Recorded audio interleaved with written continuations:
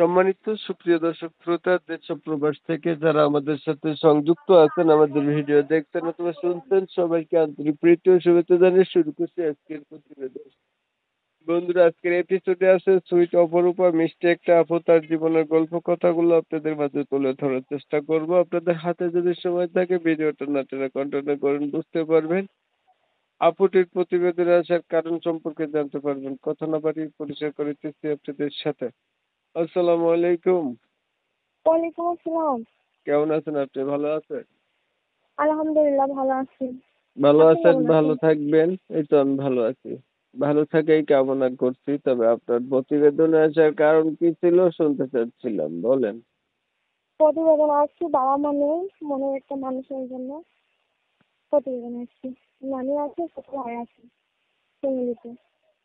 বাবা মা নেই, মনের একটা বাবা মানুষের জন্য প্রতিবেদনে আসছেন। নানি আছে, ছোট ভাইয়ের কাছে থাকেন। ছোট হুম, ভাই আছে আর কি, নানির কাছে হুম। থাকেন। আপনার বাবা মা কোথায় গেছে? মা মারা গেছে, বাবা বিয়ে করে চলে গেছে। বয়স কত চলে আপনার? 18। আগে আর প্রতিবেদন করছেননি? জি না। বিয়ে কি হয়েছে নি একবারও? না, কি করেন আপনি? মানুষের বাসায় কাজ করি। লেখাপড়া করেন নাই? না, লেখাপড়া করিনি। হ্যাঁ, 2025 সালে একটু লেখাপড়া না থাকলে হয়। লেখাপড়া করিনি, অনেক ছোটবেলায় আব্বা আম্মা মারা গেছে তো।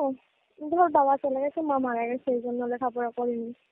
আচ্ছা, ধরেন একটা মানুষ পাইলেন, মানুষটার বয়স হচ্ছে না, বেশি হলো, দেখতে কালো হলো, আগে বিয়ে করছে না, এমন হইলো। ওটা সমস্যা নয়। কালো হলেও সমস্যা নয়, বয়স বেশি হলেও সমস্যা নয়। সে আমাকে দেখবে, আমাকে ভালোবাসবে। ঠিক আছে, তাহলে ওটা ভালো থাকবেন। আপনার বিষয়টা আমি ক্লিয়ার করে দিই আগে।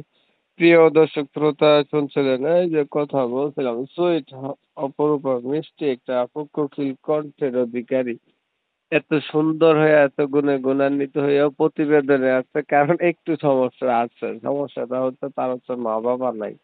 যদিও সে দেখতে সুন্দর হয়, আরেকটা সমস্যা হচ্ছে লেখাপড়াও নাই।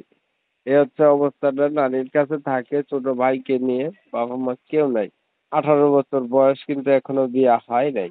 এখন প্রতিবেদন এসে চাচ্ছে একটা ভালো মনের মতো মানুষ তার পরিবার সম্পর্কে জেনে, সবকিছু জেনে শুনে তার দায়িত্ব নেবে। মনের সাথে মন যদি মিল খায়, বিয়া পর্যন্ত সম্পর্ক পৌঁছাইবে। আমি হচ্ছে কমিউনিটি গাইডলাইনের কারণে সুইট আপুটার নাম এবং ঠিকানা নিতে পারি নাই। আপনাদের মাঝে আন্তরিকভাবে দুঃখ প্রকাশ করছি।